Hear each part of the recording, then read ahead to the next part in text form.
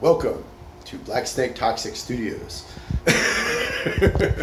Let me turn on the light here.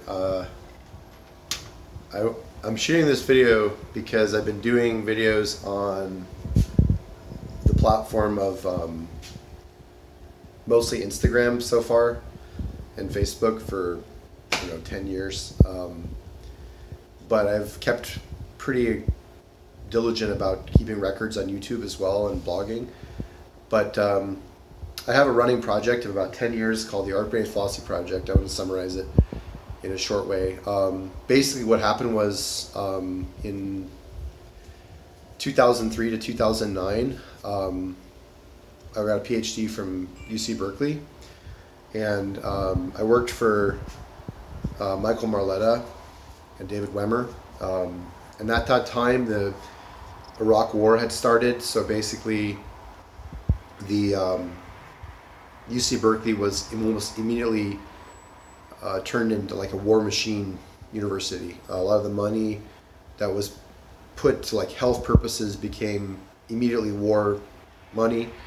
What ended up happening was the university was basically bought out by British Petroleum for $500 million.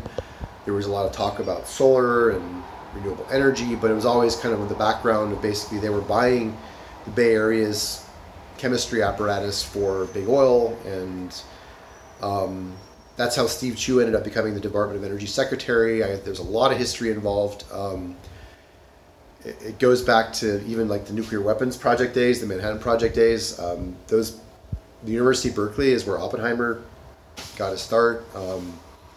It's a long history, actually. It's really important for us to realize that we never do science in a vacuum, that actually there's a cultural dimension that always is above, in the middle, and below. Like, it's around the whole apparatus of American science, or science in general.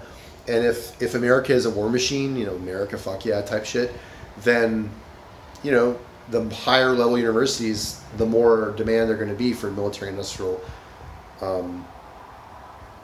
applications and whatever. So part of this story is that what used to be considered second tier universities, like Emory University, for example, where I went to college, actually now, after 2 years and a half and whatever of the Trump administration, universities like that are actually the top universities because they have a mixture of humanities and science, but particularly something like Emory has a religion department that's really strong. So Princeton is another one, actually. Even though they're not technically having a seminary, they have a very strong religion department, a very strong balance between science and faith.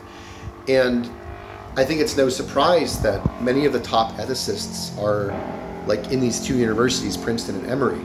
So I'm going to leave it at that, but what I've created in this space so far is kind of like building on what's called maker ed, or the maker culture.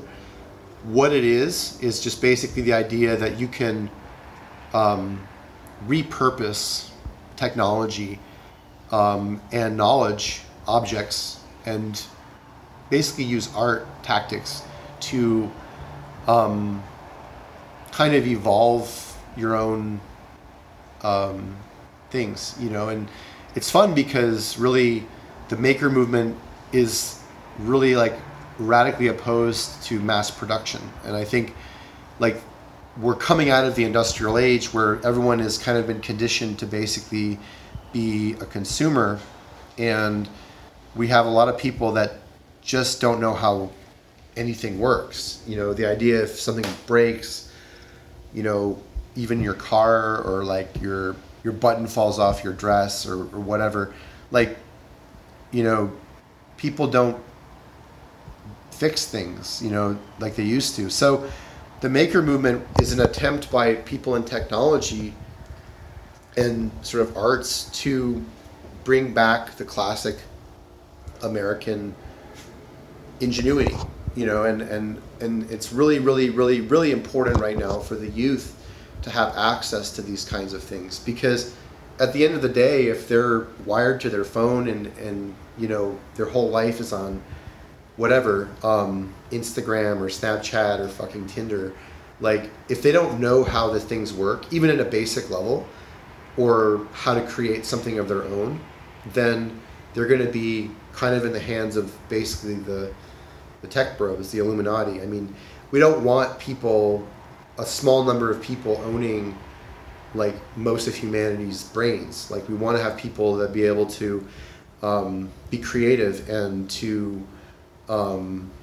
you know, basically know how technology works and to use it to their advantage rather than being something that is a consumer type object, something that actually can be used and employed in the opposite manner, meaning some way of basically being creative, you know, being a creator.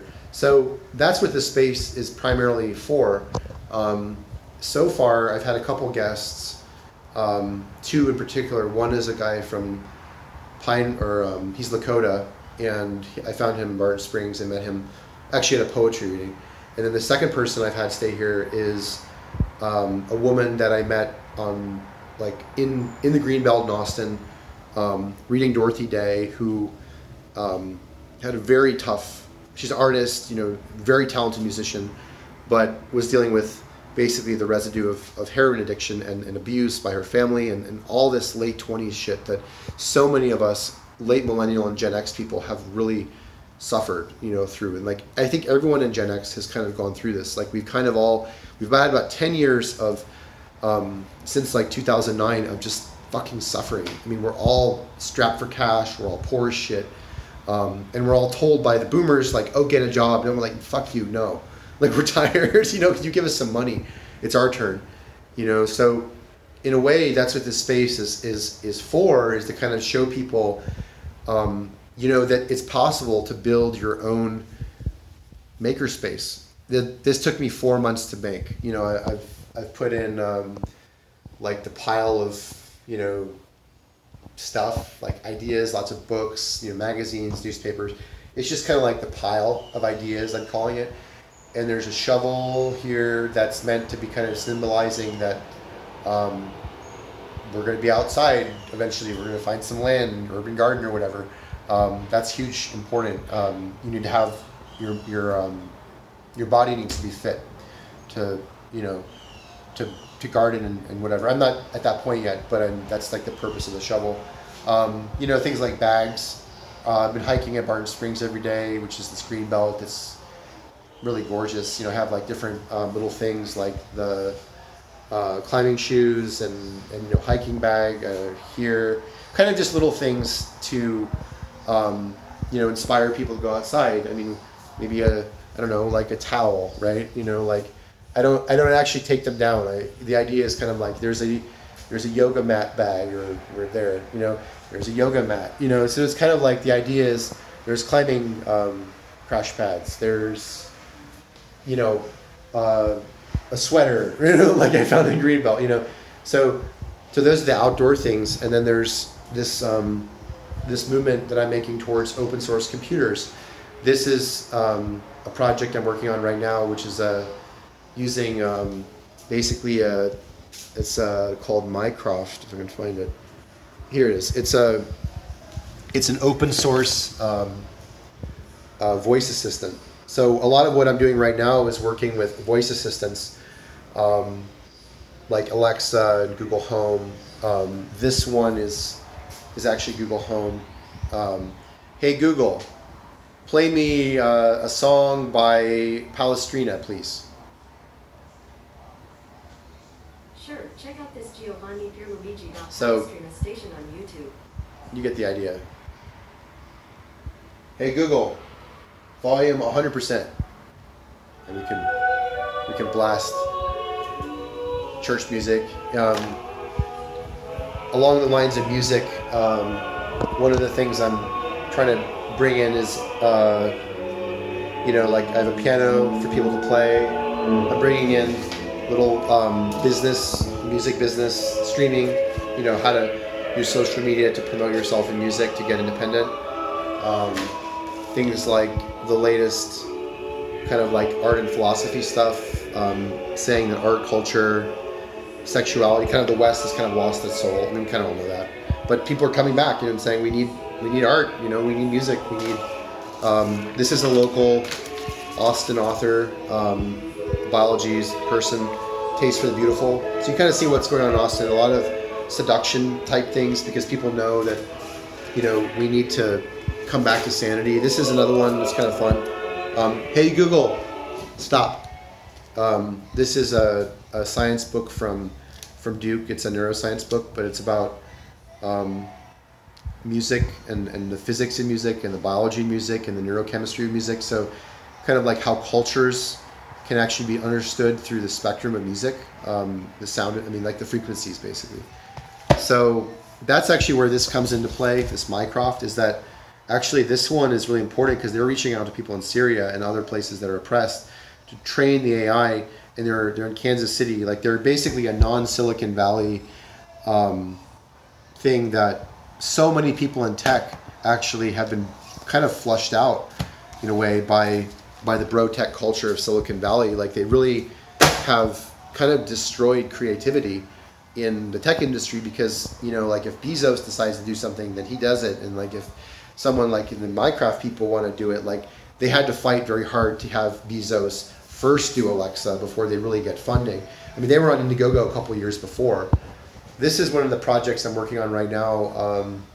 It's a water thing with it's like going to be a Raspberry Pi computer with water samples and Coke bottles. This is the voice interface.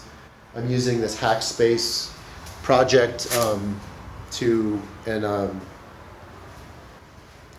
there's a project in here called Control a Raspberry Pi with your voice. So kind of just came out. Here are my notes. I'm going to be using Android Go, which is one of the low end. Like Google just released a brand new distro of Android for low end phones. It's really important because people in the developing world don't have a lot of money. That's one of the main things I've learned the last 3 years. Actually, the last 5 years, working with kids. Like the phone is like the most important thing they have, but they really fight to keep their software going because if they have a low end phone, they want to run an app, but something doesn't work, right? And they feel like left out. Like Pokemon Go, for example. In the beginning of Pokemon Go, some of the low-end phones couldn't run it. And every kid's like, fuck, I can't do Pokemon Go, and I'm not part of the club. And then they feel poor, and then you get the idea. They feel horrible, and then there's bullying, and then they have mental health problems, and then there's this whole cycle of violence. This is the other thing, animals. So what I'm going to do is have these voice assistants, like train a parrot to talk to Google Home and Alexa. That's coming. So the idea of having like animals be like, hey, we're not like the smartest, people. Like animals are actually smarter than us in many ways. I think dogs are a lot nicer and smarter than us because they just kind of they stay consistent with what's good to do and whatever. They don't do bullshit, like bomb each other. I don't know. I have like things for collages and some maker books and stuff, and then I have like a lot of the water books. Like this is east of Austin. This is like the poorer part of Austin, the black part. This is the water atlas of Texas. This is Quran, Coke bottle. You get the idea. And the other thing is I've got these like these little bits up here that people can pull off and play with, as well as VR helmets. So if people want to play making something in VR, then it's possible. This is an augmented reality thing. It's like live streaming with flowers. I don't know. I'm just playing with shit. But the key thing is this, that there you go, Gen Z, that movement right now to end the gun violence. We just had tragedies here, double in Texas. We had the bombings and the shootings, and just like, I feel like if we can get kids into spaces like this and we can get these kind of built around the country. I'm doing this in a one-bedroom apartment. It's not like, there's nothing fancy.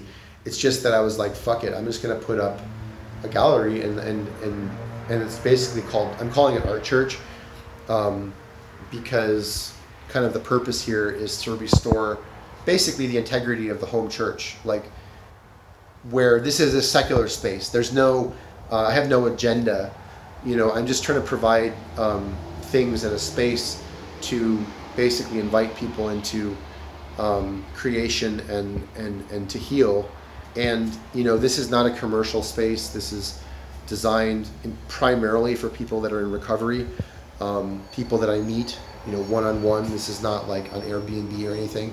The whole thing of this, the whole purpose of this is around healing, and kind of like, this is basically a spiritual space for people to kind of feel like they're human again, and even if it's one day and I hand them a book and then I never see him again, awesome, but it's important, because I think what's coming up right now for me in the next year is working with people like the Texas Coalition for Disabilities to basically make a film about this. The idea is to say, we can inspire a movement with things like film, and we all have cameras. So imagine getting dance footage in Barton Springs, things like that. It's important.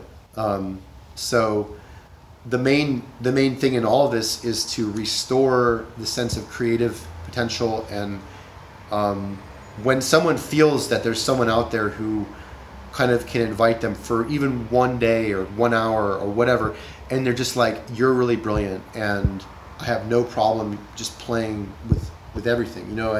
Here it is, just go to town, you can do it too. One of the other things that'd be fun, I think, is actually doing things like making trash music instruments. Like, one of the fun things about this whole thing is one of the things I learned in the service with the Native Americans is the idea of like res chic, or res tech, which is like your pride is in how much you can do with things that cost $0. That's like a competition. Basically it's like the person who's the best at res tech is someone who can literally do anything with nothing. I've seen actually, this is a really bad story, a funny story, a good story, I don't know how to put it. I was in a mental hospital in Stanford, near Stanford in San Francisco, and they fucking put me in there after Standing Rock, even though I'm not actually mentally ill. That's the whole thing about this. I'm like trying to tell them, like, why don't you just stop killing these Native Americans? And they're like, oh, you're crazy. So I'm sitting in there, and basically what happened was they gave me this National Geographic of this city in, I think it was Congo or something. It was like, everyone was a maker, like these people were just doing this super art, and the whole thing was like, people would dress up so nice, and they looked really slick, and the whole pride of it was, how beautiful could you make yourself and your art from what you had, and in that case wasn't very much. And this was like a mega city, and it was kind of like if the Western standard was like a toxic waste dump, but these people were thriving because their spirits were uplifted by their ability to create and to basically live in dreams. Like, they create their dreams because they're living that way. In their mindset, their heart is in it, and I think we in America, in the United States, we really lose out oftentimes on how much we have. We miss out because we think everything comes for free with no, skin off your back and so forth. And I think one of the things that's fun is when you have to like pick up sticks from the beach and you bring it to your gallery and like, or your studio. You're kind of like, I'll come out here. You're kind of coming back to nature. That the state of nature is one where things come and go, and you get the idea that the main thing is there's like a give and take, and a lot of it is like, if we're separated from nature, then we don't kind of appreciate how she works, and you get the idea. Anyhow, have a good day. Take care.